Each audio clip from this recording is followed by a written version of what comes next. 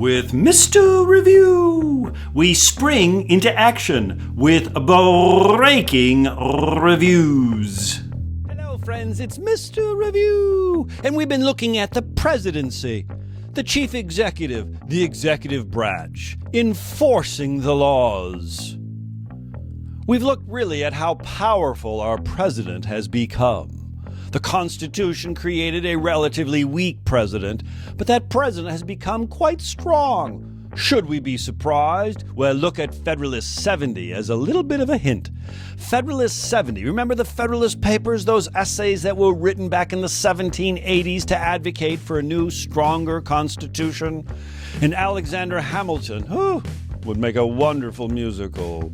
Alexander Hamilton wrote Federalist 70, where he talked about the need for an energetic president. Now, does this mean a president who does Pilates, yoga? Well, it may, but an energetic president means we need one person in our government who can respond immediately to a moment of crisis.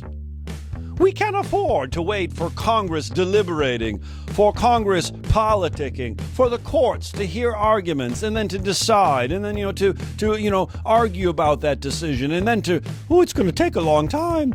We need one person who can stand up and say, it's time to act. I'm sending in food. I'm sending in help. I'm sending in medicines. I'm going to send in troops.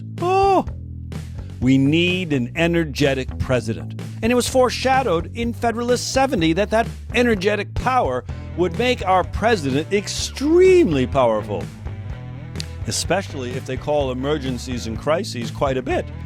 Which, frankly, if it rains hard tonight, we're saying it's an emergency weather pattern.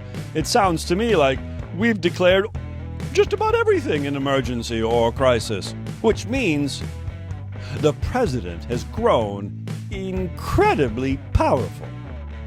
Well, there are different perspectives on what roles the president should play. The Constitution, of course, declares that our president is the commander-in-chief. That sounds powerful. We also know that our president is the chief legislator. He proposes legislation in the State of the Union address, for instance. We also know that our president is the chief of party. The president, he or she, is the top honcho with respect to that political party and guides the agenda and priorities of that party. Of course, the president is the chief executive. He or she oversees the functions of the executive branch. But the role that I think is underestimated is the chief of state.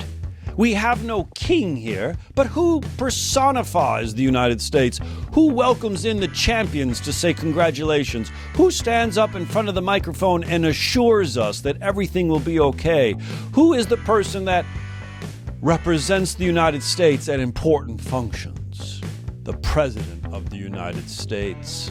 The Chief of State, an incredible power to brand an image of certainty, of confidence, of security. Don't underestimate the Chief of State power. I know you all like that Commander-in-Chief power, but the Chief of State power, we need some more Chief of State power, if you ask me. I'm Mr. Review, springing into action with breaking reviews.